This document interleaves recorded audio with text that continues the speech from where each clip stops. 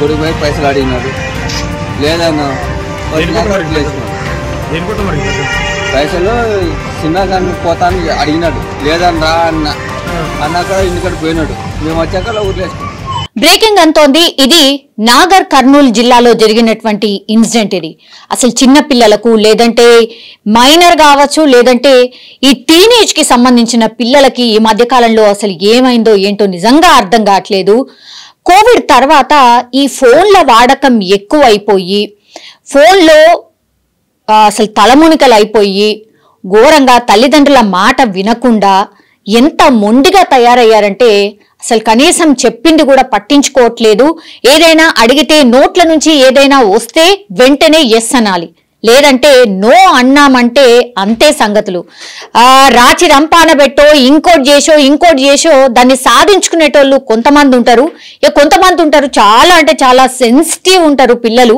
So వాళ్ళని నిజంగా ఎట్లా డీల్ చేయాలనో కూడా తల్లిదండ్రులకు అర్థం కాని పరిస్థితి ఈ మధ్య కాలంలో ఉంటోంది. అదే అట్లాంటి ఘటనే ఇది కూడా అనుకోవచ్చు. ఎందుకంటే చాలా సిల్లీ రీజన్స్, చాలా చిన్న రీజన్స్ కోసమే ప్రాణాలు తీసుకోవడానికి కూడా ఎట్లా కూడా ఆలోచించకుండా వెనకాడట్లేదు అని అంటే ఇట్లాంటి సంఘటనలే దానికి ఉదాహరణ అని కూడా అనుకోవచ్చు. ఇది నాగర్ కర్నూలు జిల్లా కేంద్రంలో జరిగినటువంటి ఇన్సిడెంట్. ఇది ఈదమ్మ గుడి కాలనీకి చెందినటువంటి ఒక మైనర్ బాలుడు. ఆయన స్కూల్ కి వెళ్తున్నాడు. మైనర్ బాలుడు అంటేనే మీరు అర్థం చేసుకోవచ్చు, కనీసం ఒక 8వ 9వ తరగతి చదువుతున్నాడు. సో ఆ బాలుడు, ఆయన పేరు వచ్చేసి కార్తిక్. వీళ్ళ తల్లిదండ్రులు పాపం రోజువారీ కూలీలు, అంటే తండ్రేమో మేస్త్రి పని చేస్తూ ఉంటాడు అండ్ తల్లేమో పాపం సూపర్ మార్కెట్ లో పనిచేస్తూ ఉంటుంది. సో ఇద్దరు కూడా కాయ కష్టం చేసుకుంటూ వాళ్ళ పిల్లల్ని దగ్గరలో ఉన్నటువంటి స్కూల్లో చదివిపియడమో ఎంతో కొంత వాళ్లకు తోచినట్టుగా వాళ్ళని పెంచడమో చేస్తూ ఉంటారు. ఈ మధ్య కాలంలో మన అందరికీ తెలుసు, నిత్యావసరాలు కావచ్చు, అసలు జీవనం సాగించడమే చాలా కష్టం అవుతోంది. పైసలు లేదే బతుకు అసలు ఒక్క రోజు కూలికి పోకపోతే తిండి దొరకనటువంటి పరిస్థితి ఉంటోంది. సో నిత్యావసరాల ధరలు అంత భగ్గుమంటున్న పరిస్థితి. సో కూలీలకు సంబంధించిన పిల్లలు మరి అట్లాంటి కూలీ పిల్లలు కనీసం వాళ్ళ పిల్లలు అడిగితే ఎన్నో అడిగినా అందులో నుంచి ఆల్మోస్ట్ పాపం వాళ్ళు తీర్చే ప్రయత్నమే జరుగుతుంటది. నిన్న కూడా ఇప్పుడు ఈ పిల్లగాడు ఎవరైతే ఉన్నారో కార్తిక్, అతను సినిమాకు వెళ్తానని వాళ్ళ తల్లిదండ్రులకు చెప్పాడట. వాళ్ళు పనికి పోతున్నారు, అట్లాంటి టైంలో నేను సినిమాకు పోతాను, నాకు డబ్బులు కావాలి అని తల్లిదండ్రులకు అడిగాడట. అప్పుడు మా దగ్గర డబ్బులు లేవురా, అయినా కొంత మందలించే ప్రయత్నం జరుగుతారు, కొంత కోప్పడే ప్రయత్నం కూడా డెఫినెట్లీ జరుగుంటది. అంత దానికే ఈ బాలుడు ఏకంగా ఉరేసుకొని చనిపోయిండు అంటేనే మనం అర్థం చేసుకోవచ్చు అసలు ఏ పరిస్థితుల్లో ఈ పిల్లల మైండ్ సెట్ ఉంటుంది అనేది మనం అర్థం చేసుకోవచ్చు. తల్లిదండ్రులు గుడికి వెళ్తున్నాము అని కొడుకు చెప్పి వెళ్తున్న టైంలోనే నేను సినిమాకు వెళ్తాను, నాకు డబ్బులు కావాలని అడిగాడట. అప్పుడు ఆ టైంలో డబ్బులు లేవు, ఏం సినిమాలు ఏంటి అని డెఫినెట్లీ ఏ తల్లిదండ్రులైనా కొన్ని టైమ్స్ అంటూ ఉంటారు. అదే ఈ తల్లిదండ్రులు కూడా చేశారు. ఇది ఎన్ని టైమ్స్ జరిగిందో ఏంటో తెలియదు, బట్ వాళ్ళు చాలా క్యాజువల్ గానే అనుంటారు. దాన్ని మనసు మీదికి తీసుకున్నటువంటి ఈ కార్తిక్ అనే అబ్బాయి ఏకంగా ఉరి వేసుకొని వాళ్ళు వచ్చే లోపలనే చనిపోయాడు అని అంటేనే ఆ బాలుడి మానసిక పరిస్థితి ఎట్లా ఉంది అనేది మనం అర్థం చేసుకోవచ్చు. పిల్లగాడు కేవలం మైనర్ బాలికుడు, పేరు వచ్చేసి కార్తిక్. ఇప్పుడు వాళ్ళ తల్లిదండ్రులు కన్నీరు మున్నీరుగా వెలిపిస్తున్నారు. సినిమా టికెట్ ఎంత ఉంటుంది? 100నో 150, కానీ ఆ 100-150 కూడా ఆ తల్లిదండ్రులకు భారమే. ఆయన సినిమాకు పోతాడు, సినిమాకు పోయేసి రావాలంటే కూడా ఎంతో కొంత ఖర్చు అవుతుంది. వీళ్ళు నేను ఇంతకు ముందు చెప్పినట్టుగా మేస్త్రి, తండ్రి వచ్చి మేస్త్రి అండ్ తల్లి వచ్చేసి కేవలం ఒక సూపర్ మార్కెట్ లో పనిచేస్తూ ఉంది.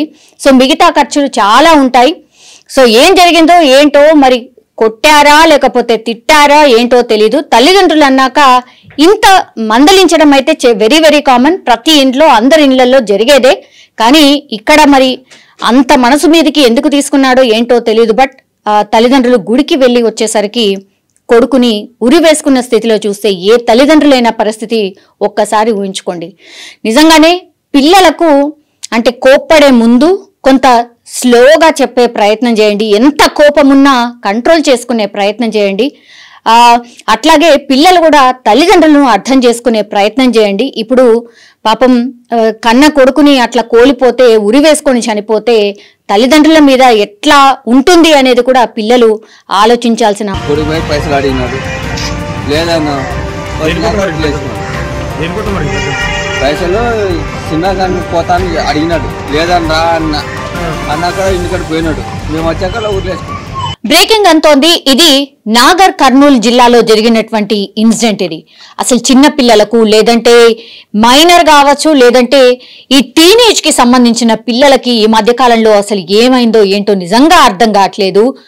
కోవిడ్ తర్వాత ఈ ఫోన్ల వాడకం ఎక్కువైపోయి ఫోన్లో అసలు తలమునికలు అయిపోయి ఘోరంగా తల్లిదండ్రుల మాట వినకుండా ఎంత మొండిగా తయారయ్యారంటే అసలు కనీసం చెప్పింది కూడా పట్టించుకోవట్లేదు.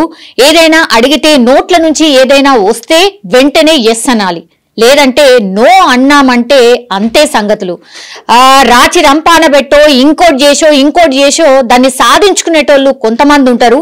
కొంతమంది ఉంటారు చాలా అంటే చాలా సెన్సిటివ్ ఉంటారు పిల్లలు.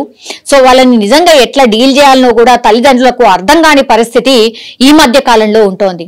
అదే అట్లాంటి ఘటనే ఇది కూడా అనుకోవచ్చు. ఎందుకంటే చాలా సిల్లీ రీజన్స్, చాలా చిన్న రీజన్స్ కోసమే ప్రాణాలు తీసుకోవడానికి కూడా ఎట్లా కూడా ఆలోచించకుండా వెనకాడట్లేదు అని అంటే ఇట్లాంటి సంఘటనలే దానికి ఉదాహరణ అని కూడా అనుకోవచ్చు. ఇది నాగర్ కర్నూలు జిల్లా కేంద్రంలో జరిగినటువంటి ఇన్సిడెంట్. ఇది ఈదమ్మ గుడి కాలనీకి చెందినటువంటి ఒక మైనర్ బాలుడు. ఆయన స్కూల్కి వెళ్తున్నాడు.